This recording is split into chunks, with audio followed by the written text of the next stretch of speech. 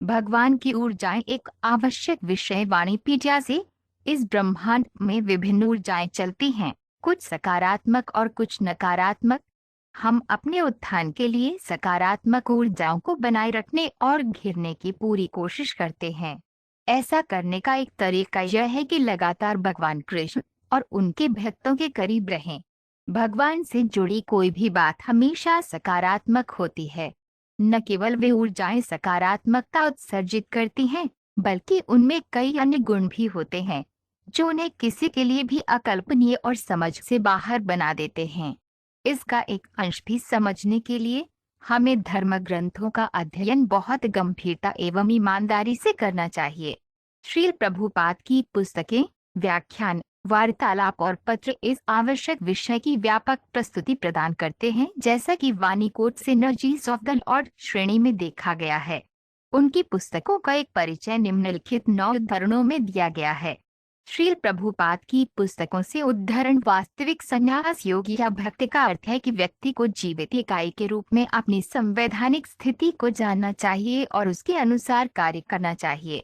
जीव की कोई अलग स्वतंत्र पहचान नहीं है, वह सर्वोच्च की सीमांत ऊर्जा है। जब वो भौतिक ऊर्जा में फंस जाता है तो वह संस्कारित हो जाता है, और जब वह कृष्ण के प्रति जागरूक होता है या आध्यात्मिक ऊर्जा के प्रति जागरूक होता है तो वह अपने जीवन की वास्तविक और प्राकृतिक स्थिति में होता है। भगवद गीता 6.2, जैसा कि भागवत में कहा गया है, भक्ति का उद्देश्य माम कृष्ण है। और जैसा कि चैतन्य चरितामृत में बताया गया है, कृष्ण को समझने का अर्थ है कृष्ण को उनकी आंतरिक ऊर्जा, उनकी बाहरी ऊर्जा, उनके विस्तार और उनके अवतारों के साथ उनके व्यक्तिगत रूप में समझना।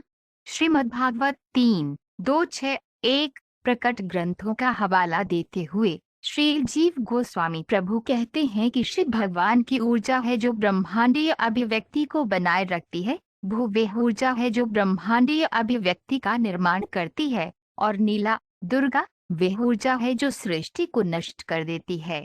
ये सभी ऊर्जाएं जीवित प्राणियों के साथ संबंध में कार्य करती हैं और इस प्रकार उन्हें एक साथ जीव माया कहा जाता है। चैतन्य चरितामृत आदि लीला 27 मई 28। चूंकि भगवान परम शक्तिशाली हैं, इसलिए यह तर्कसंगत है कि वे स्वयं को अपनी ऊर्जा में प्रकट कर सकते हैं।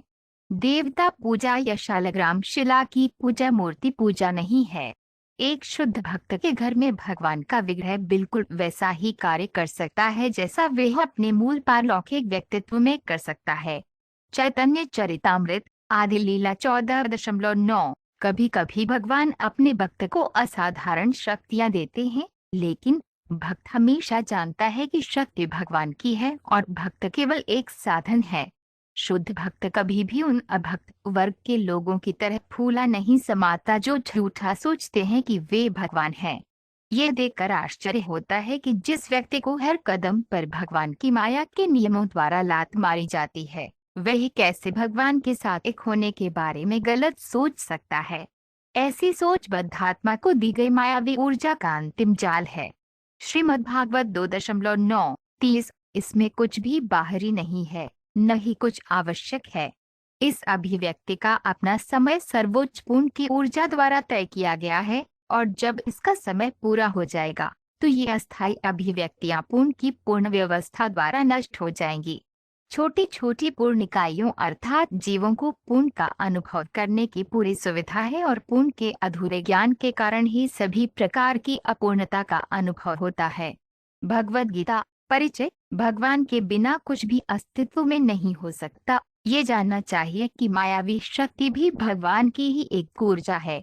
हर चीज को भगवान के साथ जोड़ने के सही निष्कर्ष को योग माया या मिलन की ऊर्जा कहा जाता है, और किसी चीज को भगवान के साथ उसके रिश्ते से अलग करने की गलत अवधारणा को भगवान की दैवी माया या महामाया कहा जाता है। दोनों मायाओं का भी भगवान से संबंध है, क्योंकि उनसे जुड़े बिना किसी भी चीज का अस्तित्व नहीं हो सकता। इस प्रकार ईश्वर से संबंध विच्छेद करने की गलत धारणा मिथ्या नहीं बल्कि भ्रामक है। श्रीमद्भागवत 2.9-34। नारद ने अपने संपूर्ण विस्तार में 16,000 महलों में एक अकेले कृष्ण को रहते हुए देखा। अपनी अकल्पनीय ऊर्जा के कारण वह प्रत्येक रानी के महल में दिखाई देते थे। भगवान कृष्ण में असीमित शक्ति है और भगवान कृष्ण की आंतरिक ऊर्जा का बार बार प्रदर्शन देखकर नारद का आश्चर्य असीमित था। कृष्ण पुस्तक अध्याय भगवान की अकल्पनीय ऊर्जा से प्रत्येक रचनात्मक तत्व की अपनी शक्तियां होती हैं, जिन्हें तत्व की शक्ति, ज्ञान की शक्ति और विभिन्न क्रियाओं और प्रतिक्रियाओं की शक्ति के रूप में जाना जाता है।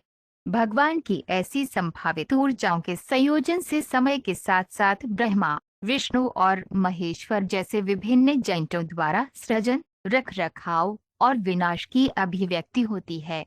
श्रीमद्भागवत 2.9:28